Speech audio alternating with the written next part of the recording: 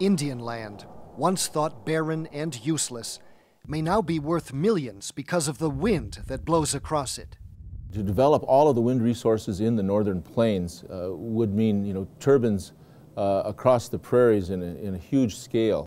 And it would mean a much smaller carbon footprint for the United States, which now produces 1/4 of the world's carbon dioxide emissions.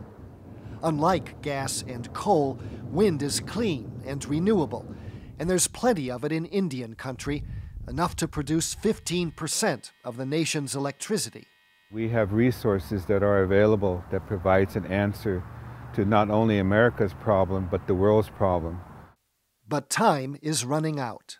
We're seeing discharges of CO2 to the atmosphere like we have never seen before. And now we're seeing the results that are occurring simultaneously with the meltdown of the polar regions, with the increased hurricanes, with the climatic variations. These are things that 20 years ago we did not see.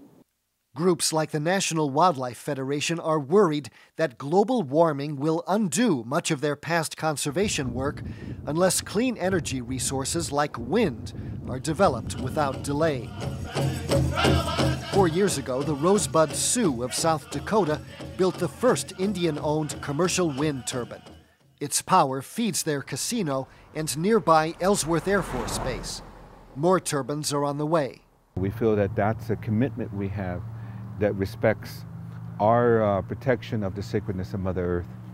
To raise capital, the tribes will sell energy credits, representing the amount of carbon dioxide that will not be emitted into the atmosphere because of the turbines. Typically, 15 to 25% of the project cost can be covered by this upfront payment. And that's important because while Indians have wind resources, they don't have the capital needed to develop wind farms themselves. If the tribes can own these projects, that means that the benefits, the profits, the revenue streams generated, they come locally and they stay locally. If tribes that are cash poor decide to lease their land to outside developers, they can expect to earn only about 5% of the profits. Business as usual no longer works in Indian country. Tribes are sophisticated. They want to be full participants in projects developed on their reservation. That's easier said than done.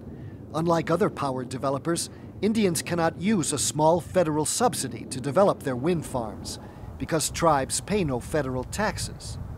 Undeterred, 8 Great Plains tribes are planning to build 40 turbines on their reservations at a cost of $120 million. Selling energy credits and federal loans will raise some of the money. And the tribes want Congress to change the tax rules so they can trade the federal subsidy to partners with taxes to pay, allowing the tribes to own much more of their projects.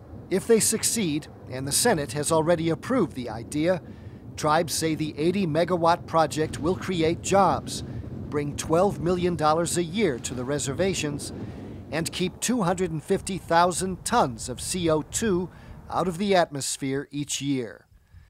For Assignment Earth, I'm Gary Stryker.